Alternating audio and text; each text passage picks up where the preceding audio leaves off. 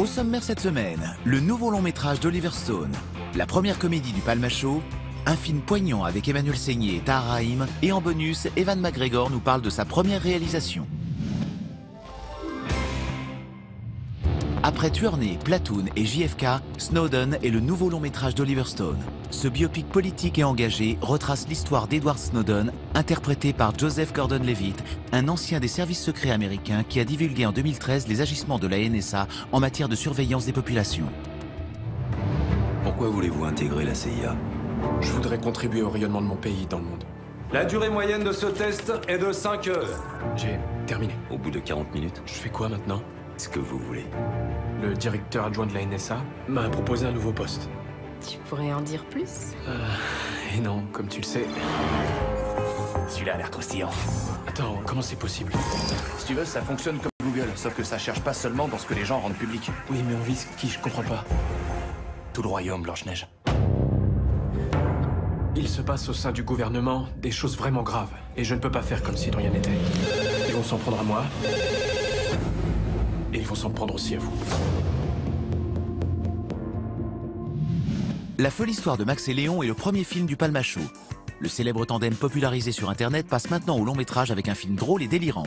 Max et Léon sont deux amis d'enfance très fainéants qui tentent par tous les moyens d'échapper à la Seconde Guerre mondiale.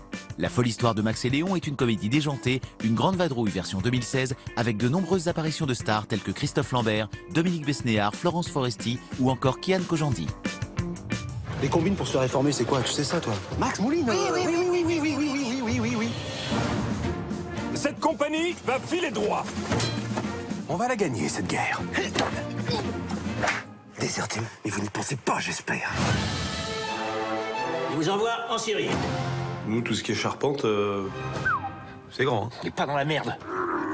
Ils sont un commando à eux tout seuls, des cracks. Aigle perçant et cheval de nuit. La femme que tu prends en otage nous a appris à viser comme personne. Oh, pardon.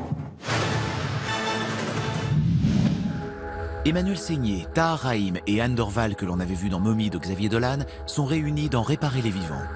Après un accident, la vie de Simon est reliée aux machines d'un hôpital du Havre. Au même moment, à Paris, une femme attend la greffe providentielle qui lui sauvera la sienne. Votre fils Simon a eu un grave accident de la route. Quand vous le voyez, tout vous semble normal. C'est uniquement grâce aux machines que vous avez vues dans sa chambre. Mais si on arrête ces machines, son cœur s'arrêtera aussi.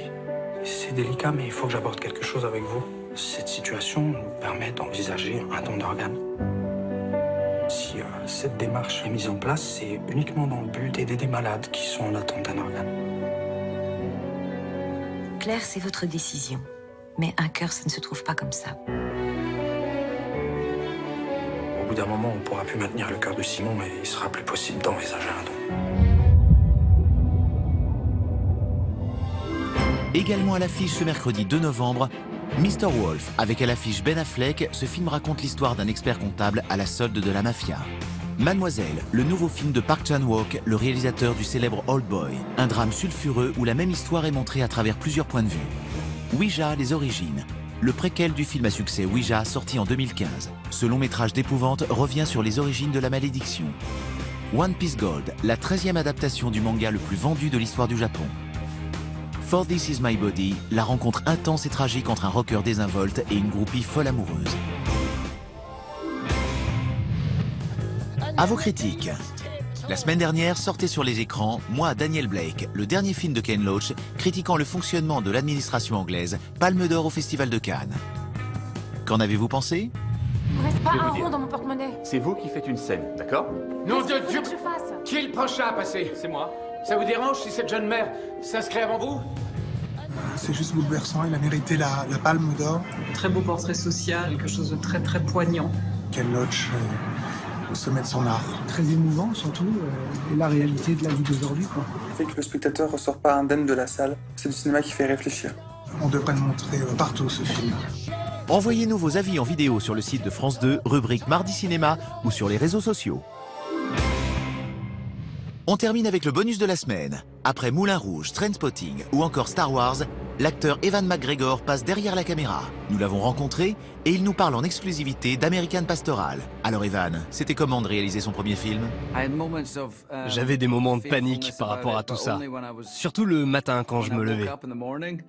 Après, les vrais moments d'angoisse, c'était surtout quand je me retrouvais seul le soir tard, dans ma chambre d'hôtel et que je commençais à cogiter sur la journée de travail du lendemain. American Pastoral est basé sur un roman de Philip Roth. La génération américaine d'après-guerre entre en conflit avec leurs enfants nés dans les années 60.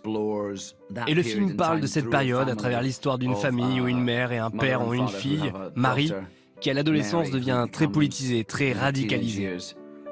Et elle va se faire entraîner à commettre des actes terroristes. American Pastoral sortira en salle le 28 décembre. Mardi Cinéma l'hebdo, c'est fini. Rendez-vous la semaine prochaine pour de nouvelles sorties. En attendant, retrouvez-nous sur France2.fr, rubrique Mardi Cinéma.